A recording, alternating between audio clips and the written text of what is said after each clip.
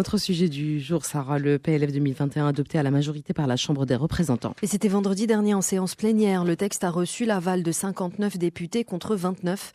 La première partie du PLF 2021 avait été adoptée la veille à une large majorité au sein de la Commission des finances et du développement économique par 21 voix contre 12.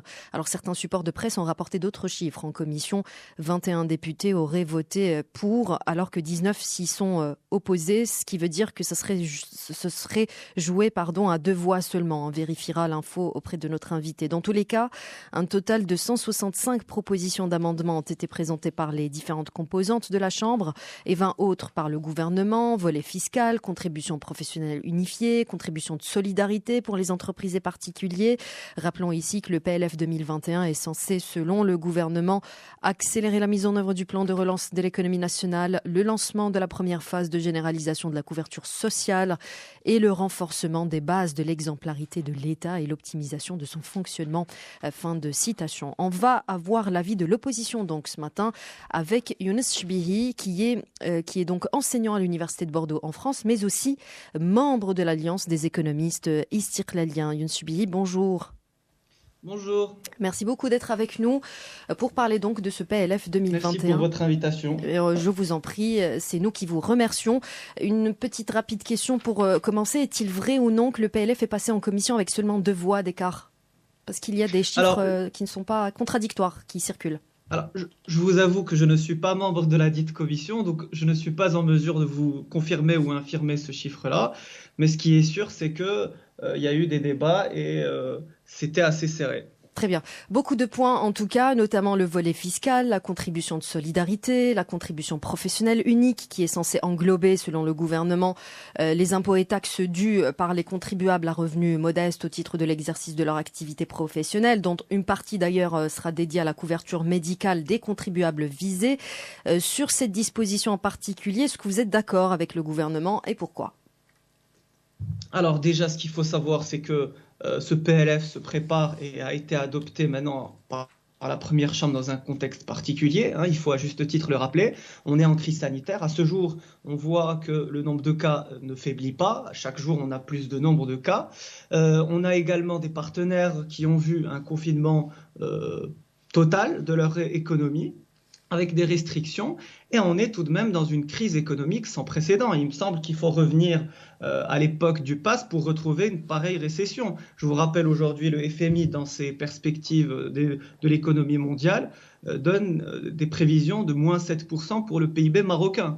Aujourd'hui, les déficits jumeaux, donc le déficit budgétaire et la balance des paiements, on est à hauteur d'un déficit de 7%, et le niveau de la dette s'est vu également touché et nécessite un choc de croissance pour que tout cela puisse être résorbé. Et donc, je voudrais juste rappeler un petit chiffre paru par le HCP la semaine dernière, c'est qu'aujourd'hui, on sait qu'on a perdu 581 000 postes d'emploi, c'est-à-dire qu'on a aujourd'hui 368 000 chômeurs en plus, soit une hausse de 9,4 à 12,7 du chômage. Alors, le premier sentiment qu'on a en lisant les dispositions de cette loi de finances, c'est qu'on a l'impression que c'est bon, on a dépassé la crise, donc qu'il n'y a plus de crise sanitaire devant nous. Et puis, on a aussi l'impression qu'on est face à un PLF ordinaire, alors qu'on est dans un contexte extraordinaire. Alors, est-ce qu'on est d'accord, pas d'accord quand on lit d'abord les orientations générales parues d'abord par le chef du gouvernement dans sa lettre de cadrage et ensuite dans le corps de cette loi de finances et dans les documents l'accompagnant? Ma foi, on pourrait être d'accord avec les grandes orientations. Quand on parle du lancement de la première phase de généralisation de la couverture sociale, on ne peut qu'être d'accord.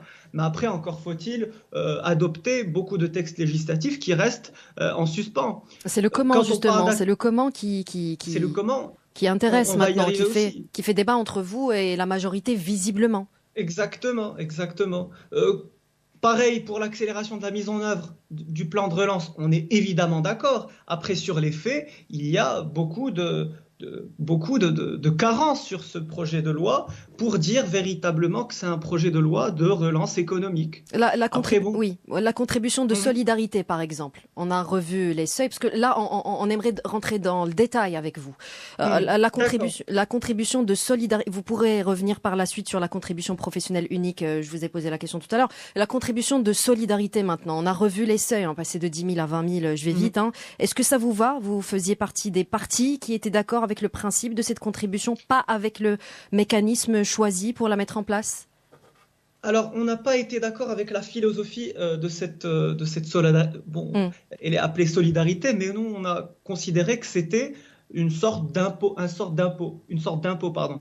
Et donc, c'était, à notre sens, une mesure anti-keynésienne, alors qu'on avait au contraire besoin de doper la demande pour justement avoir une relance économique. Alors, on considère aujourd'hui déjà sur la version précédente que 10 000 dirhams, ce n'était pas du tout les ménages aisés.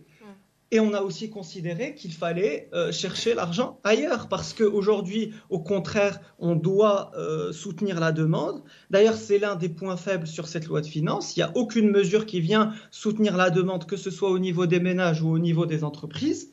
Et pire que ça, on arrive avec cette nouvelle contribution qui va venir ponctionner une partie du revenu des ménages. Nous, on pense qu'aujourd'hui, il aurait fallu doper la demande pour justement avoir des retombées sur la relance économique. Sur ce point, en tout cas. Mais l'Istiqlal a voté pour. Peut-être l'amendement, mais sur oui, la première version, il a voté pour l'amendement. On était contre. Mais moi, je vous dis sur la première version, pour le principe même, je vous explique qu'on aurait voulu avoir une autre mesure. Alors, nous sommes en direct ce matin avec Younes Chbihi. Vous êtes membre de l'Alliance des économistes Istiqlaliens. Nous parlons du PLF 2021. Loubna Sarraj, pour notre invité ce matin. Oui, bonjour. Bonjour. Alors, vous avez dit que effectivement, ce PLF était un PLF ordinaire dans une période extraordinaire. Vous avez pointé du doigt, enfin, votre parti politique a pointé du doigt le fait qu'il y a certains secteurs qui étaient absents, comme l'artisanat. Par contre, il n'y a pas eu un mot ni de l'opposition de votre parti ou des autres partis d'opposition pour la culture. Or, c'est à mon sens la grande absente de tous les débats de ce projet de loi de finances, que ce soit de la majorité ou de l'opposition. Or, on a l'impression que ces 100 000 emplois, juste emplois directs de la culture, n'existent pas, qu'il n'y a pas de problème à ce niveau-là, qu'il n'y a pas, par exemple, tout un sous-secteur qui ne fonctionne plus, qu'il y a aujourd'hui par exemple, des librairies qui sont sur le point de fermer. Donc tout ça, il n'y a aucun mot là-dessus, que ce soit de la part de la majorité ou de l'opposition. C'est-à-dire que j'ai pas lu, ou bien ça n'a pas été communiqué. Alors, pas du tout, que ce soit dans la communication du parti ou des débats sur le projet de loi de finances, on a bien parlé de culture. Donc, il y a un nombre de secteurs qui ont été touchés. Et quand on parle aux gens de ces secteurs-là, ils se sont laissés pour compte. Et on parle de la culture, on parle de l'artisanat, on parle... Mais spécialement pour la culture, c'est-à-dire que vous, qu'est-ce que vous auriez proposé pour la culture? Est-ce que vous avez déjà proposé quelque chose? Évidemment. Alors, quand on parle de soutien justement à ces secteurs-là, déjà, il faudrait que l'État vienne soutenir directement ces secteurs. Alors, il n'y a pas que la culture, il y a l'artisanat, il y a les loisirs. Aujourd'hui, il y a il y a le tourisme aussi. Le tourisme est parmi les secteurs qui a été le plus touché. Ce que je veux dire, excusez-moi, je vous coupe 30 secondes, mais ce que je veux dire, c'est qu'on a beaucoup entendu parler de tourisme, effectivement, de la part de partis de l'opposition, d'artisanat, mais de culture, on n'en a pas entendu parler. Alors je vois bien que... Je vous assure que même la culture et les loisirs aussi, même les loisirs, le secteur des loisirs a été beaucoup touché par la crise. Et tous les secteurs ont été touchés par la crise. Évidemment. Mais il y a des secteurs qui ont été touchés plus que d'autres, y compris la culture, l'artisanat, les loisirs et le tourisme. Et donc vos propositions pour la culture ont été... Est-ce qu'il y a quelque chose qui a été proposé ? C'est-à-dire, dans la globalité, il faut soutenir ces secteurs-là. Il faut venir en aide aux petits commerçants, ceux qui n'ont pas les moyens d'avoir des crédits garantis, ceux qui n'ont pas des capitaux importants pour pouvoir avoir des marges de manœuvre. pour tous ces secteurs-là, dans leur globalité, il faut venir les appuyer directement. Et de quelle manière, au juste, très exactement? Quel mécanisme vous proposez au sein de Exactement, par la l'Istiqlal? baisse des charges. Aujourd'hui, il y a des charges. Il faudrait considérer un moratoire sur les charges, pour commencer. Il faudrait aussi orienter des aides directes pour ces gens-là, parce que vous savez, quand on parle d'un secteur dans sa globalité, il va englober des personnes morales organisées un minimum qui ont des SA ou n'importe quelle organisation pour leur activité, mais il y a beaucoup de commerçants, d'artisans, de gens de la culture qui sont à un niveau où ils n'ont même pas une organisation qui leur permet d'accéder à une multitude d'aides. Donc il faut venir en aide directe à ces gens-là. Et il faudrait aussi considérer des filets sociaux, parce que, permettez-moi de le dire, mais aujourd'hui, qu'est-ce qui nous garantit de ne pas avoir un deuxième confinement dans notre pays? Aujourd'hui, on n'a aucune mesure dans ce projet de loi de finances qui pourrait venir dire, au cas où on est obligé de reconfiner, on va procéder par telle ou telle manière. Et juste une remarque, comment voulez-vous opérer des aides directes alors que, par exemple, sur le secteur de la culture, les artistes n'ont pas tous des cartes d'artistes? C'est-à-dire que c'est un mécanisme qui a été initié il y a quelques années, mais qui n'est pas finalisé. Comment voulez-vous opérer des aides directes quand le ministère de la Culture lui-même ne sait pas à qui il s'adresse, ne connaît pas ses propres artistes?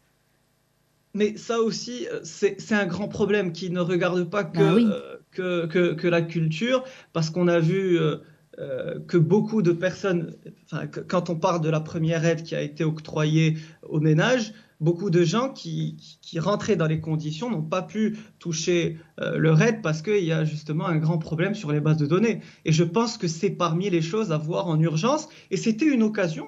Avec la première vague et depuis le début de la pandémie, on était en face d'une nouvelle situation qui nous obligeait à voir ces carences-là dans la structure de l'administration pour connaître vraisemblablement les ménages et leurs besoins.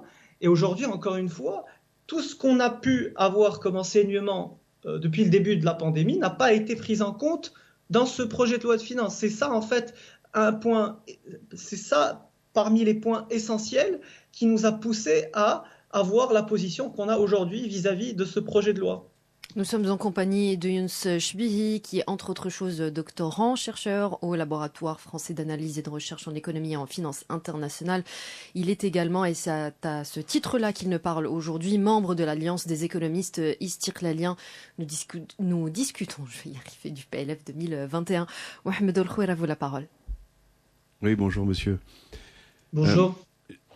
Donc j'ai noté que votre position et que je rejoins assez est de considérer que finalement on a un projet de loi de finances relativement ordinaire avec quelques ajustements par-ci par-là, de nouvelles taxes d'un côté, quelques exemptions de l'autre, mais rien d'assez inhabituel. Ce sont des choses auxquelles on a été habitué ces dernières années. En fait, on fait de la gestion courante alors qu'on est au milieu d'une crise mondiale et nationale totalement inédite. Et ça, c'est assez désespérant. Et par rapport à ça, est-ce que justement votre parti ne pouvait pas avoir des moyens d'action un peu plus à la hauteur justement du sujet et de la problématique, puisque finalement, est-ce que réellement ça vaut la peine de continuer à siéger et débattre dans un contexte comme celui-là, puisque on a l'impression il n'est tenu compte de rien. On a eu cette incroyable pandémie. Il fallait réformer de fond en comble l'administration, avoir une loi de finances complètement inédite pour pouvoir faire face aux enjeux. Et finalement, c'est que du quotidien et de la gestion courante. Et on a l'impression que la plupart des partis, finalement, s'accommodent tout à fait de cette situation, discutent du plafonnement, du relèvement à 10 ou 20, de débats tout à fait accessoires, il me semble, face à la problématique que connaissent réellement les Marocains aujourd'hui. Vous évoquiez aussi cette épée de Damoclès éventuelle d'un nouveau confinement.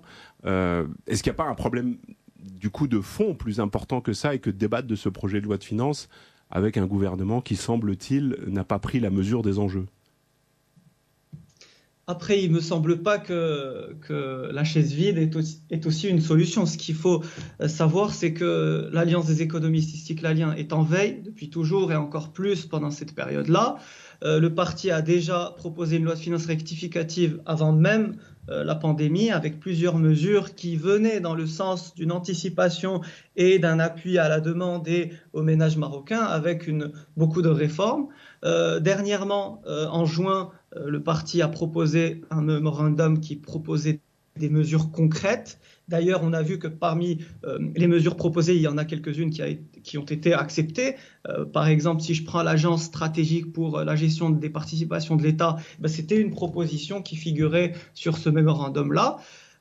Donc, notre rôle en tant que parti, en tant qu'alliance des économistes du parti, c'est de proposer des choses, c'est de participer au débat. Après, pour les décisions, on n'est pas en position de gouverner, donc on espère demain être dans cette position-là, et là, on sera jugé sur les réalisations. Mais quand on débat, c'est aussi pour défendre un idéal, défendre des idées, et aussi pourquoi ne pas arriver à avoir gain de cause sur certaines de nos idées. Après, ne pas débattre, je ne pense pas que ce soit une bonne décision.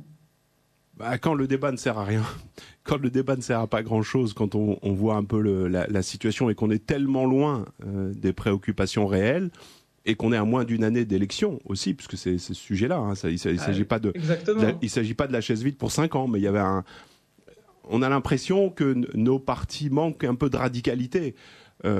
Face à un ronronnement habituel du gouvernement et de l'administration, face à l'état d'urgence que connaissent les Marocains. Parce que ce qui est inquiétant, c'est ce décalage entre l'urgence absolue dans laquelle vit la très grande majorité des Marocains et des représentants qui ne semblent pas avoir saisi cette urgence absolue et ces problématiques et se disent oui, mais finalement, on est en train de débattre. On propose quelques propositions, certaines sont retenues, d'autres pas. C'est le débat démocratique et c'est intéressant.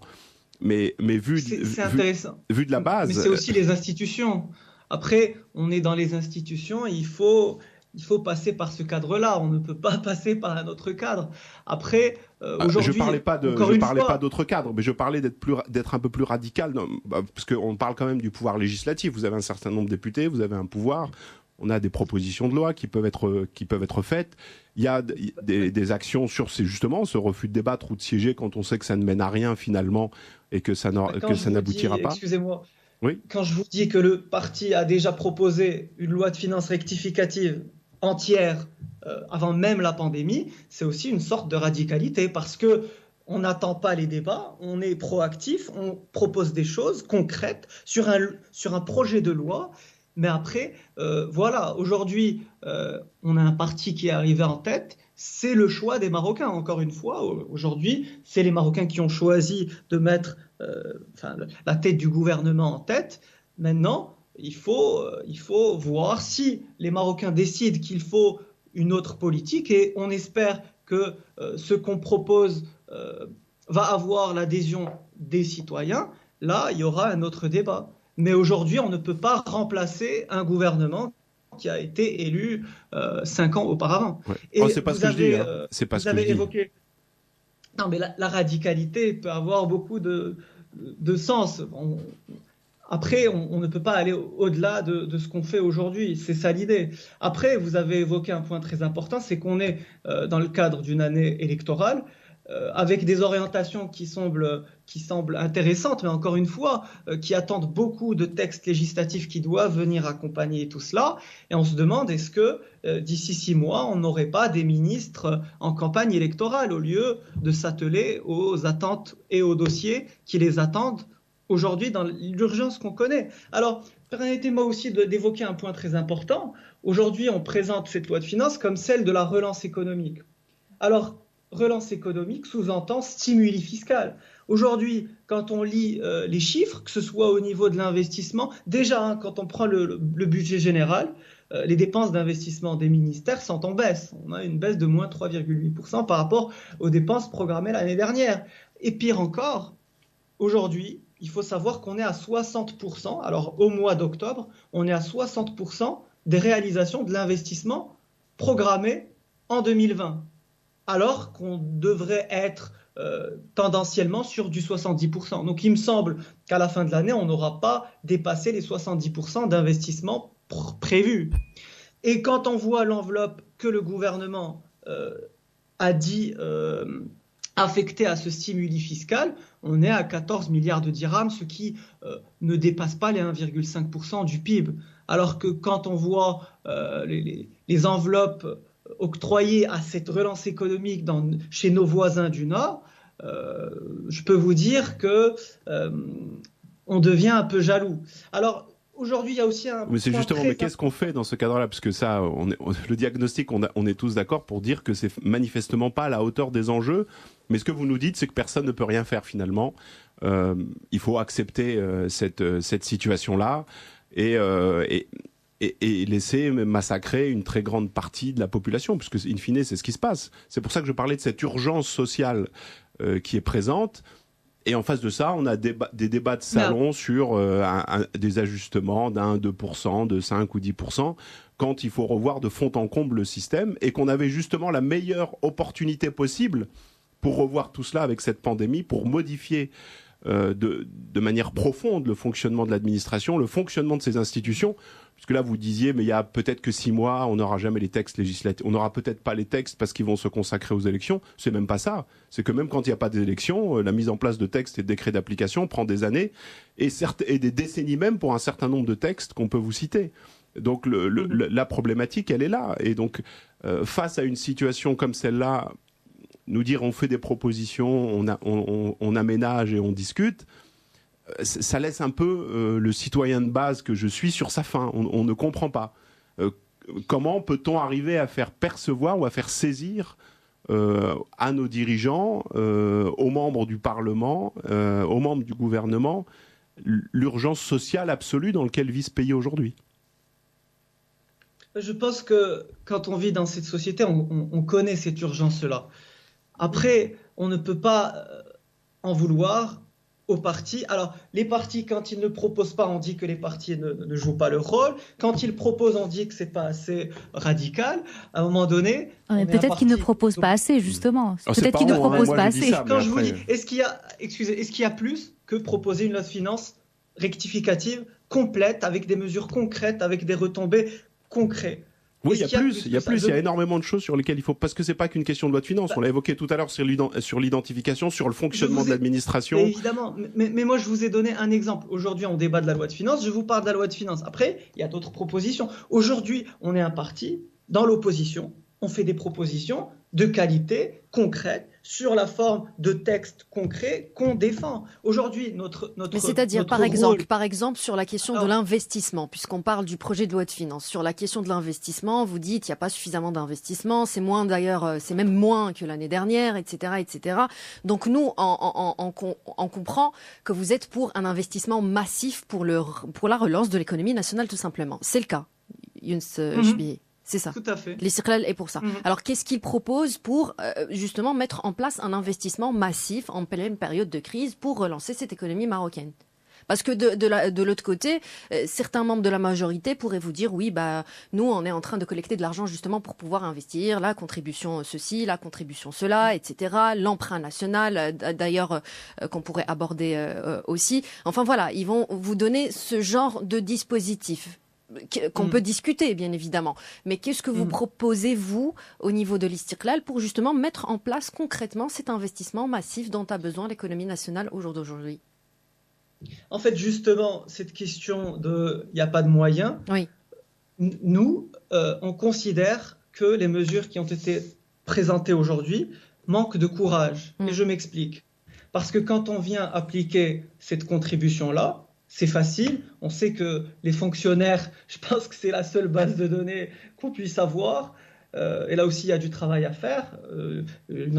Aujourd'hui c'est une urgence de faire une réforme fiscale globale, parce qu'aujourd'hui on ne peut plus avancer dans les conditions actuelles par rapport à notre système fiscal, mais si vous voulez je reviendrai sur ce point, mais par rapport au financement, il aurait été plus logique d'aller restructurer beaucoup de choses dans le budget. Je vous donne un exemple très simple. Par exemple, aujourd'hui, on a des dépenses fiscales autour de 29 milliards de dirhams. Est-ce qu'aujourd'hui, on ne peut pas se permettre de faire une évaluation de ces dépenses fiscales et de voir si ces organismes ou si ces secteurs ont toujours besoin de cette aide fiscale-là, de ces privilèges fiscaux. Donc, il faudrait mettre à plat ces dépenses fiscales-là. Et puis, quand on prend la contribution, on l'applique aux ménages, aux salariés. Pourquoi justement ne pas se dire, on a des gens ou des secteurs, des entreprises qui vont bien, qui sont assez résilients, à qui on a donné beaucoup de privilèges, eh ben, il faudrait plutôt aller chercher l'argent là. Encore une fois, il y a aussi un point, aujourd'hui, quand on parle d'investissement macro comme ça, on va dire, on va ajouter 1% ou 2% dans l'investissement. Aujourd'hui, il faut arrêter avec la logique de saupoudrage de dépenses publiques. Aujourd'hui, il faut aller prioriser ses objectifs. Ça, c'est un point très important. Il faut mettre et pas que dans le discours, il faut prioriser de manière concrète. Ensuite, quand on aura priorisé, il y a aussi une idée très importante, c'est l'évaluation. Est-ce qu'aujourd'hui, on se dit, tenez, on a 3 scénarios. Par exemple, on va prendre la réforme d'éducation, et c'est ce qui se fait dans le monde entier. On a 3 scénarios. On va collecter des données micro, et puis on va faire des évaluations coût-bénéfice pour justement avoir le meilleur équilibre possible entre le coût et le bénéfice. Vous savez, je vais vous donner un exemple très concret.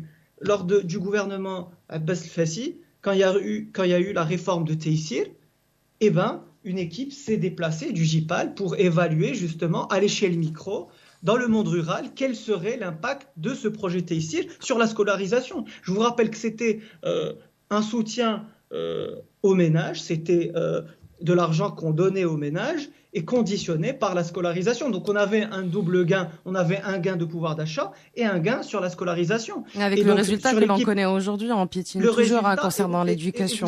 Non, mais sur Taysir, c'était le monde rural, et je peux vous assurer que, vous savez, Esther Duflo, qui a eu le prix Nobel l'année dernière, faisait partie de cette équipe-là.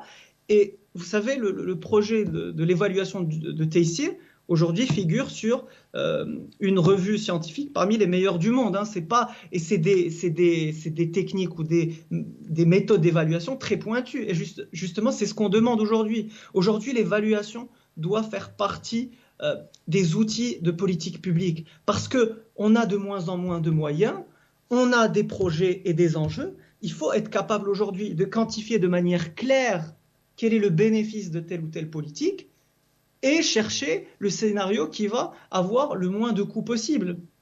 Suffisamment de recul aujourd'hui pour envisager le scénario dont vous parlez, Younes Chibie, avec l'urgence qu'impose cette crise. Moi, je pense, effectivement, aujourd'hui, il y a une urgence, donc je vous parle de mesures urgentes. Mais on a du mal justement à avoir ce recul critique que vous proposez. C'est des choses qu'on défend depuis toujours. Et puis aussi, on est dans l'urgence et il faudrait anticiper. Aujourd'hui, quand on prend l'éducation et la santé, le gouvernement ne parle de priorité. On voit que en pleine pandémie, on ajoute 1500 postes budgétaires. Mais non seulement c'est insuffisant, mais pourquoi on n'a pas proposé ça lors de la loi de finances rectificative? Je parle ici du gouvernement. Aujourd'hui, on est en pleine crise. Ces 1500 postes supplémentaires, malgré leur insuffisance, vont être prêts que d'ici des mois, alors qu'on en a besoin aujourd'hui. Le PLF, oui. Justement, on est dans l'urgence, il faut être anticipé. Mais ça fait des années, ça fait des décennies qu'on dit, par exemple, qu'on est dans l'urgence de l'éducation et les gouvernements se succèdent et tous se disent que c'est une urgence et personne ne fait rien, personne ne bouge, y compris l'Istiqlal. On pourrait y revenir parce que vous l'avez vous-même dit, vous étiez à la tête du gouvernement, etc. On peut pas véritablement, vous ne pouvez pas aujourd'hui véritablement nous dire que la question et le dossier de l'éducation a avancé d'une manière significative, palpable au quotidien aujourd'hui pour les Marocains. Aujourd'hui, vous avez des témoignages. Bon, ça n'a pas valeur d'étude ni d'enquête, mais vous avez des témoignages de Marocains ne serait-ce que sur YouTube, par exemple, qui vous disent que je suis obligé de faire passer mon enfant de l'école privée à l'école publique et je suis malheureux de le faire. Vous vous rendez compte? C'est-à-dire que l'école publique est devenue quelque chose d'extrêmement négatif dans l'esprit d'un certain nombre de Marocains. Donc il y a un certain nombre de choses qui se posent aussi. En tout cas, le PLF 2021, je vous laisserai répondre bien évidemment. Le PLF 2021 avec vous, Younes Chibie, membre de l'Alliance des économistes istiqlaliens, enseignant notamment à l'Université de Bordeaux en France. Mohamed Oulkhouira, une question pour vous et ensuite on vous laissera réagir bien sûr. En fait, c'était dans le prolongement de ce que vous évoquiez, puisque vous faisiez référence au gouvernement Abbas el-Fassi, et où justement les urgences étaient présentes de manière tout aussi importante à ce moment-là. Et puisqu'on est à une année des élections, puisque vous vous référiez à ça, quelle différence y a-t-il entre l'Istiqlal 2010 et celui de 2020 et pourquoi, justement, aujourd'hui, les Marocains devraient vous faire confiance et considérer que ce que vous proposez, ou que vous allez faire quelque chose que vous n'avez pas fait auparavant, et je remonte même pas plus loin, mais je m'arrête à simplement la législature que vous évoquez, et le fait que vous avez été au pouvoir juste avant le 2011, avant février 2011, et avant les événements que l'on connaît, et sans qu'on ait vu justement de la part de l'Istiqlal à ce moment-là, justement la capacité de saisir cette urgence sociale. Qu'est-ce qui nous garantit qu'aujourd'hui cette urgence sociale a été saisie au sein de l'Istiqlal et que les actions concrètes seront là si les électeurs devaient décider de vous faire confiance? Vous savez, alors, je pense, si vous voulez débattre de ça, il n'y a pas de souci, mais permettez-moi de rappeler à juste titre qu'on était dans un autre cycle économique à l'époque du gouvernement, et même celui de Drejto avant. À l'époque, on faisait plus de 4,6% de croissance en moyenne, là où aujourd'hui, on ne fait même pas 3%. Et donc, il y avait beaucoup d'argent. Alors, pourquoi cet argent n'a pas été consacré à l'urgence sociale, justement, raison de plus? Ça a été consacré. Permettez-moi de rappeler, vous savez, l'impôt sur le revenu a été créé à la fin des années 80. Depuis, il n'a connu aucune réforme jusqu'au gouvernement Abbas Fessi. 2 réformes, 2 restructurations de l'IR. Jamais cela n'a été auparavant. En 2009 et en 2010, on a rehaussé les seuils d'exonération, on a baissé l'IR pour tous les revenus, on a ajouté des revenus aux ménages. Et je peux vous dire que ces réformes-là venaient en urgence et étaient inédites. Quand je vous dis que l'impôt sur le revenu a été créé à la fin des années 80 et on aura attendu jusqu'au gouvernement Abbas Fessi pour restructurer, on a répondu à une urgence sociale, sachant qu'on a l'un des prélèvements obligatoires les plus élevés de la région et de tout le benchmark qu'on pourrait prendre. Mais ça, on le sait qu'on est très fiscalisé, que justement on paye trop d'impôts. Mais je vous dis... Ce que vous nous dites, c'est que finalement, le gouvernement Abbas Fessi a bien travaillé et que si vous revenez au pouvoir, vous travaillerez aussi bien qu'eux. Évidemment, surtout qu'aujourd'hui, voilà, on a passé aujourd'hui quelques années à l'opposition, on travaille, on a des organes qui travaillent, l'Alliance des économistes travaille, on a des idées claires, et puis on a un secrétaire général qui a de l'expérience et qui propose aujourd'hui un projet alternatif. Et juste permettez-moi de revenir sur un point. Et ça sera le dernier mot, Younes Chibili. Un point très important, s'il vous plaît, parce qu'on parle justement de projet de loi de finances, et j'aimerais revenir sur un point. Vous avez parlé d'éducation et des gens qui sont contraints de changer l'école de leurs enfants. Et aujourd'hui, on connaît la situation de l'école publique. Eh bien, vous savez qu'au parti de l'ISIR, déjà... on est viscéralement attaché à l'école publique, c'est pour ça qu'on a plusieurs idées, si vous voulez qu'on en débat, il n'y a pas de souci. Mais on a aujourd'hui, dans le cadre du projet de loi de finances, proposé un crédit d'impôt pour les ménages qui sont contraints de mettre leurs enfants dans l'école privée, parce qu'on considère que c'est un service qui doit être rendu par l'État, et qu'à défaut de cela, on a proposé un crédit d'impôt où les gens se faisaient rembourser sur la base de leurs impôts la partie dépensée pour l'école de leurs enfants. Ça, c'est une mesure qu'on défend depuis maintenant des années. Également, la question de la recherche. Aujourd'hui, comment peut-on vivre après l'ère Covid alors que la recherche n'est pas soutenue dans notre pays? On a proposé des amendements dans ce sens, des crédits d'impôt de recherche, que ce soit au niveau de l'entreprise ou que ce soit au niveau des missions de recherche qui doivent être exonérées d'impôts. Et un dernier point, si vous permettez, aujourd'hui, on est en train... on a proposé sur cette loi de finances des postes budgétaires. C'est parmi les mesures, même si c'est plus complexe que cela, il faut rentrer dans les mesures à l'échelle micro. Mais aujourd'hui, on reste, nous, viscéralement opposés à la politique RH au niveau de l'éducation, de la contractualisation. Aujourd'hui, le métier d'enseignement, c'est un métier de vocation. Permettez-moi une remarque très rapidement, Younes Chibili. Vous avez proposé, en effet, l'Istiqlal a proposé une exonération justement des frais qui sont dépensés par les ménages pour leurs enfants en école privée. Est-ce que c'est une manière aussi pour l'Istiqlal de dire que l'Istiqlal ne croit plus en l'école publique? Aujourd'hui, il y a une urgence. Vous parlez d'urgence depuis tout à l'heure. Il faut réformer. C'est pour ça que je vous parlais justement, vous m'avez coupé sur ce point-là. On reste viscéralement attaché à l'école publique. Mais aujourd'hui, dans l'urgence actuelle, il faut réformer l'école publique. ça prendra du temps, mais dans l'urgence, il faut soutenir les ménages Oui. et le pouvoir d'achat des ménages. Et sur l'école publique, aujourd'hui, je parlais du métier d'enseignant. Aujourd'hui, on va dans une logique de contractualisation et on pense que cette stratégie RH n'est pas la bonne parce que je vous disais que le métier d'enseignant est une vocation et que si on veut un enseignement de qualité, il faudra revaloriser le métier d'enseignant. Vous savez, l'éducation de notre pays était dans une bien meilleure condition quand on avait des enseignants qui avaient une bonne situation dans notre société. Avant, le métier d'enseignant était très bien valorisé. Donc il faut aujourd'hui mettre en place des politiques qui vont dans ce sens. Et c'est justement le contraire de ce qui est fait aujourd'hui avec cette politique de contractualisation. Oui, Younes Chbi, merci beaucoup d'avoir accepté notre invitation. Merci à vous, c'était un plaisir. Bonne journée à vous et à bientôt peut-être. Merci. Vous êtes membre, je le rappelle, membre de l'Alliance des économistes israéliens, doctorant-chercheur au laboratoire français d'analyse et de recherche en économie et en finance internationale. Cette question de débat aujourd'hui, comment se déroulent les événements en temps de Covid ?